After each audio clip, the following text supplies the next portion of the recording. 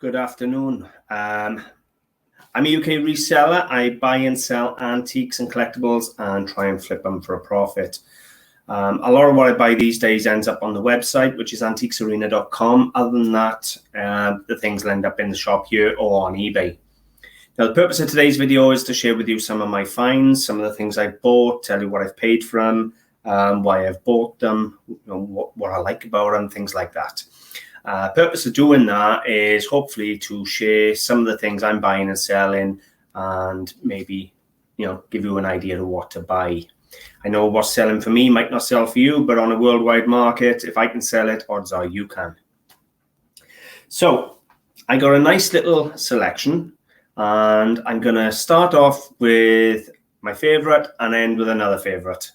And then after that, I've got a jewelry haul that I'm going to share with you. So I got some bric-a-brac, and then we're going to finish off with the jewelry. So stick around. It's an interesting little mix, and I'm sure you'll enjoy. I know I love this stuff.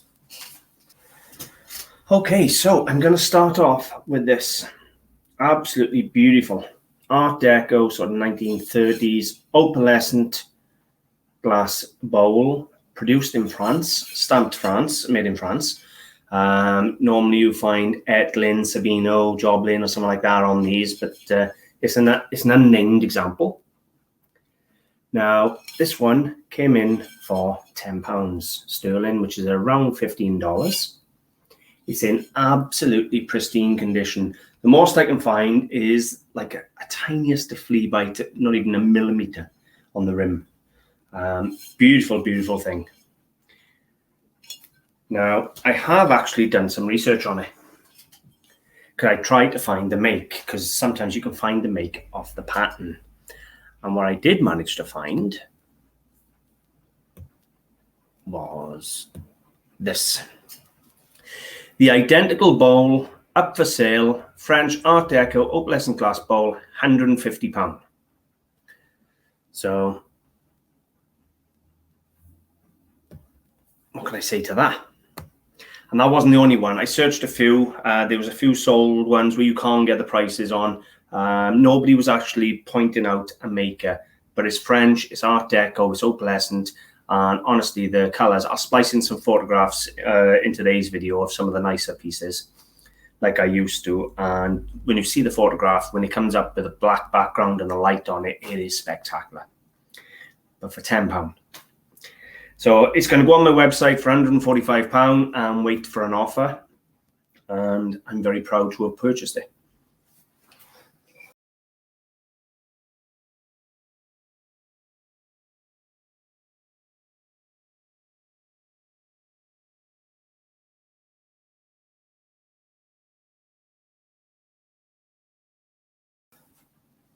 Moving on, I had this.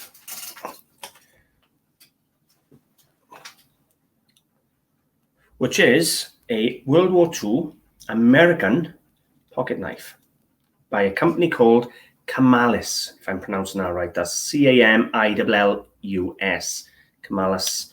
It's a folding pocket knife, utility knife, and it is an USA Army engineer from the research I found. I'm trying to get it all out. It's quite stiff. My nails are not quite strong enough to get out. I've had it out already because I've listed this. As per now, most of the things before filming, I'm going to list them on the website or on eBay, so that you can actually, if you like something in the video, you can always go across, purchase or make an offer or things like that. But yeah, real nice American World War II Army engineers knife. It is fully signed on the blade, albeit faint, but I have managed to get the photographs. And I thought this was horn, but everybody is selling it as bone. So apparently it's bone. But you got your tin opener, you got your screwdriver, bottle opener, you got a small knife wherever that's for, you got a larger knife here. It's just a really nice American military knife, and it's in lovely condition. Now this one owes me £5 sterling, $7.50. They're on sites up to $100, $150. So I I'll splice in 1 or 2 photographs of some of the prices I found of these. Some people asking crazy money for them. Obviously, we can't put things like this on eBay in the UK because it's classed as a knife. However, it can go on my own website. But again, I'll splice in some images just so you can see some of the prices people are asking. I think the dearest one I found was about $170. So a nice little find for a $5.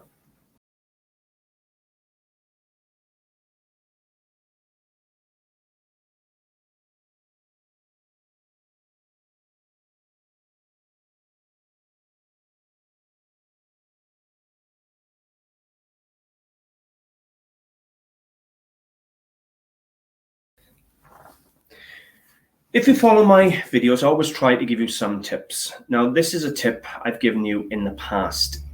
This is a lucite paperweight, albeit a form of plastic.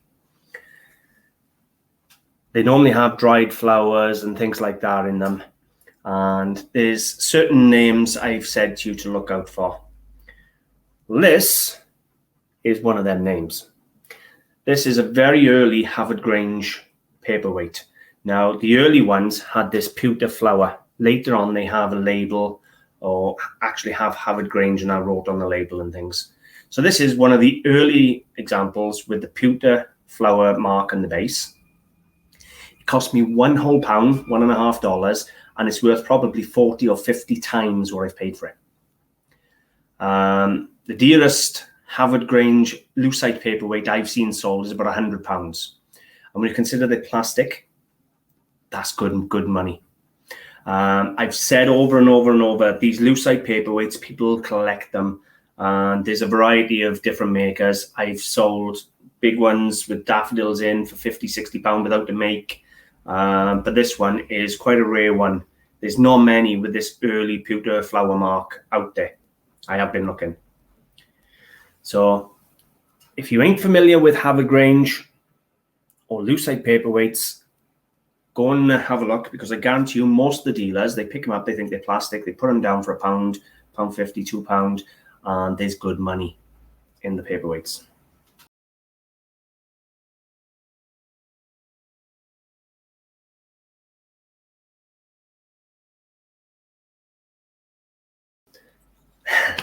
This is yesterday's antique. However, at £1, $1.50 again, I couldn't leave it there. What we have here is a sort of, I think, 1960s or 70s, I think 60s, West German Goebel Friar Tuck or Monk pitcher jug. Now, Goebel is a company of Hummel, I believe. There's the V with a bumblebee inside. And there was a time these were pulling 30, 40 pounds. But now, if I can get 10, 12 pounds for this, which is about $15, $16, I'm over the moon. But it cost me £1. I couldn't leave it there. It's in perfect condition. There's no chips, no cracks. It's just a little collectible. They're not the most sought after in the world anymore. I will be open and honest. However, there's bound to be someone that still collects Goebel and Hummel. And even if I chuck the tenner on it and put it in a cabinet in the shop here, it's 10 to 1 on £1. How long would it take you to get 10 to 1 on your money in the bank?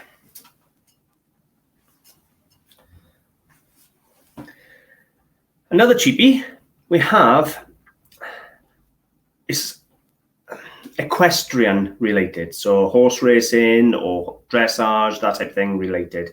So you have sort of stirrups down the side here for handles. You have the horseshoe and the riding crop here. You have the horse head on the top as the handle, and it is an ice bucket. Sort of 1970s, I believe this particular example, not this exact one, but this brand of ice bucket appeared on the series Only Fools and Horses, from what I've read this morning. I have been looking into it. It's not leather, it's faux leather or fake leather, whatever you want to call it, and chrome. So it's sort of mid-century, I suppose, 1960s, 1970s.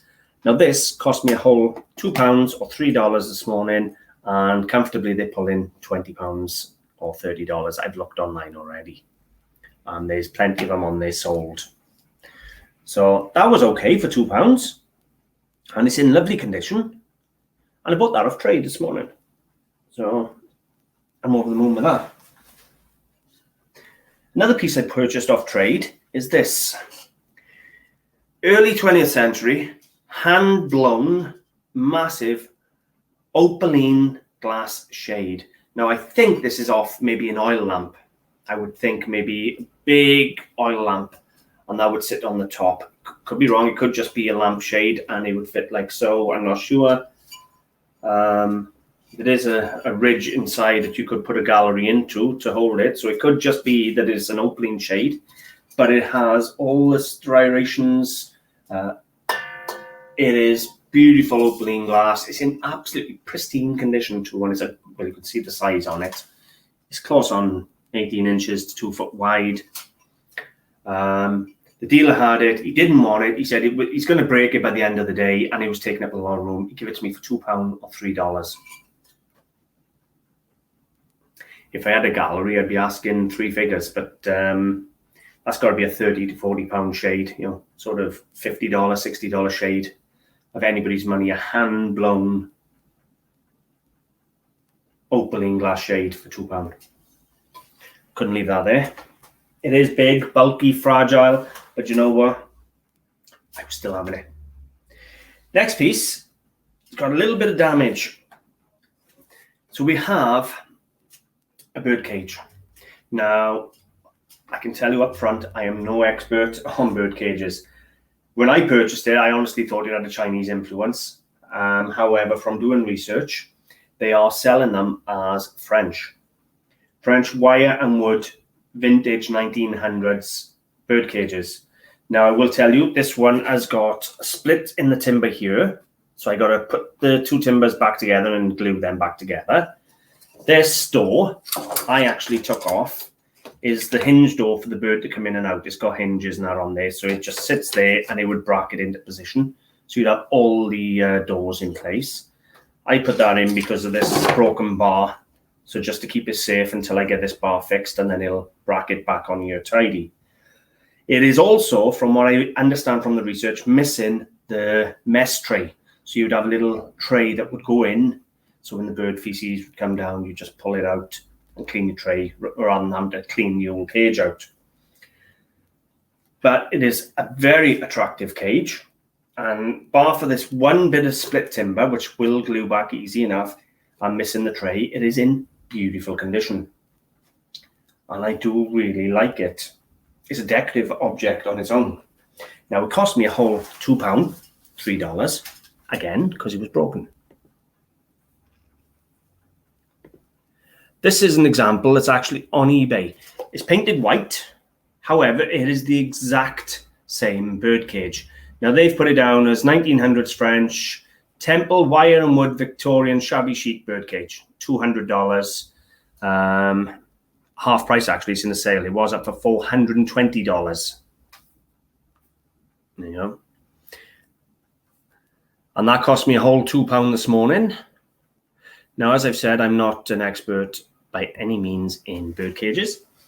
I bought it because it was such a decorative piece. It may go on the website. If I can get a tray made for it and repair that bottom bar, then I may put it on the website. Other than that, it'll probably end up in the shop here. However, I don't think £65, £75, so $100, give or take, is a lot to ask for it. So I think that's a fair price. And when you consider you only come in for £2 or $3, that was cracking profit. And it is absolutely lovely. I just love the shape and the style of it. A lot of work gone into all this wire to bend it all and put it all together and all the fittings. So it's a nice object. So I've got one piece left before I get to the jewellery. And it's toss of a coin. Is this the favourite piece, or is the French opalescent glass a favourite piece? But either way, I love them both. Now, I'm not an expert on this piece. This again, I'm a general dealer. I'm not a specialist in any subject. However, I'll give you what I think it is, my opinion. I have asked on some groups for some advice, but nobody has got back to me as yet. In my opinion, it is an Afghan rug from the 1950s.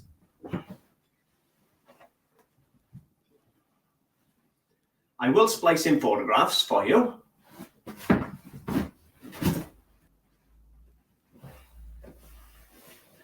If you have a look at the sort of figural work in the corners and that, it's very sort of Afghan looking. You know, but as I've said, I'm not an expert in any means in rugs. If anybody wants to see the blacks and the frills and all the rest of it, let me see if I can get a good look. You know.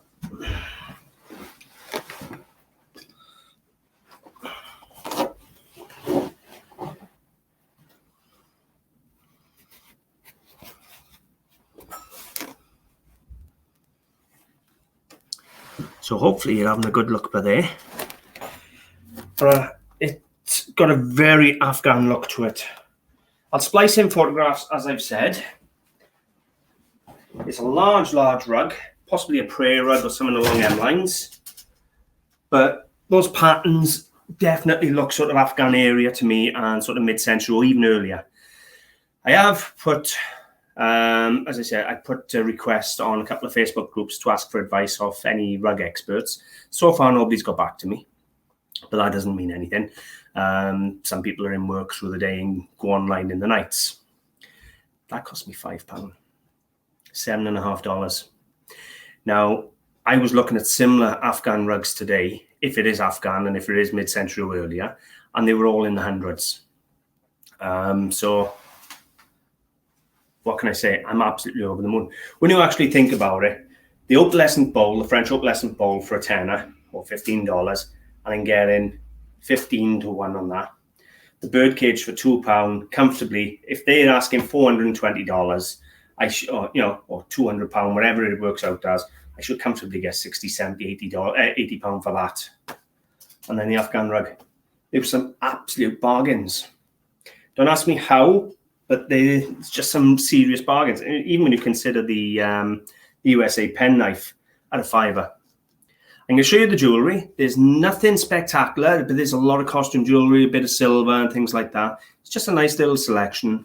And I have got 1 or 2 bits of gold that I've already listed on the site, that I will splice photographs in as well. So stick around and I'll get to the jewellery now.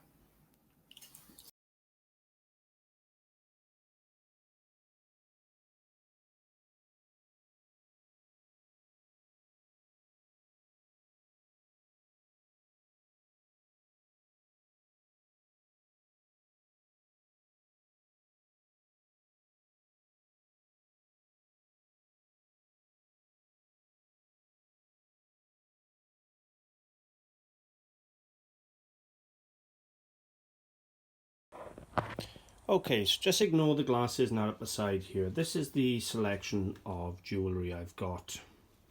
Now, start off, we got quite a nice glass or cubic zirconia and sterling silver cross on chain. I paid £5 or $7.50 for that, and it's a nice long chain on that and a nice good weight to the cross. This one I absolutely love. It's got a really nice, it's a Maltese cross with a bit of blue glass or blue stone, sort of filigree work, and I love the sort of twist to the silver chain as well. Nice piece. It's Italian with the Italy stamp on there, but that was nice. Now I actually paid £10 for that. I rated that because of the Maltese cross. I thought, you know, that's got to be 3 to 1 on there, so £10, $15, I'm over the moon with that. This, unfortunately, is gold on silver, not 9 carat. It would have been nice, with a bit of citrine and possibly a diamonds, set in gold-plated silver. And that was 50p. This is Swarovski crystal. If I show you this, I'll show you what it is. You've got the wine bottle holder, the wine bottle, 2 drinking glasses and a corkscrew, all in Swarovski crystal, and it's all there. It's in good condition, still with its original box. And I paid £2 for that little set. We have a garnet, I would believe an opal sterling silver ring. It is stamped somewhere, there you go, over there. Again, was 50p. We have a sterling silver bangle, again 50p, and it is a stamped example somewhere along the lines. bear with me. I can't find it in a minute, but I found the stamp on it earlier, and it's about 17-18 grams for 50 pence of sterling silver. That's absolutely fine. We have a sterling silver ring, again 50p. There's the mark on that one. Another sterling silver ring set with a blue stone. Again, there's a stamp on that one. So nice little silver ring. This is unmarked, but it is white metal, it is silver. I have acid test this. So it's a nice little brooch. I have another piece of Swarovski crystal at the back there, little bird, that cost me 50p. And then I come into sort of brooches. Now these across here all owe me 50p except this one. I paid either £1 or £2 for her. And the reason was I thought it was a Leah Stein or Lee Stein. However, I didn't look at it that closely. I was in a rush buy-in. I just wanted to get it in my bag and move on. So we got a nice nursing badge there. Got a selection of brooches, an old pearl brooch. You got a nice snake. This one was quite cute. You got the witch riding a broom. I just thought unusual brooches for the shop. You got the octopus. These are all costume, unfortunately. That one I bought because it said mother, and this one I thought was just a beautiful brooch. So they're all costume. So if I take those two out, you know, if I was asking like £4 or £5 a brooch in the shop, you know, for the vintage brooches, that's not expensive. Then this one, it's Art Deco lady in a plastic, some form of plastic, and what let it down is this back clasp. I'll splice in a photograph of a genuine Lee Stein back pin for you to see that, and it's a V shape and it got Lee Stein on the V. It's a copy, however, still a very stylish brooch for £2, no problem at all.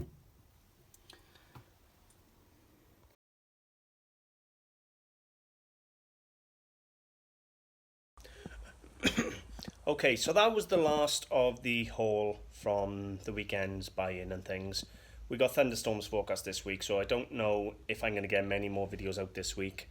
If I can go anywhere buy-in, or if anything comes over the shop, then I'll film it. Other than that, it may be a midweek buy-in or maybe next week. So hopefully you've enjoyed. If you want to comment on anything, please feel free, especially on the possible Afghan rug. I'll remember to splice in photographs of the nicer pieces, and don't forget my tip on the lucite paperweights. Seriously, you'll make a lot of money. Hope you've enjoyed, and thanks for watching. Bye for now.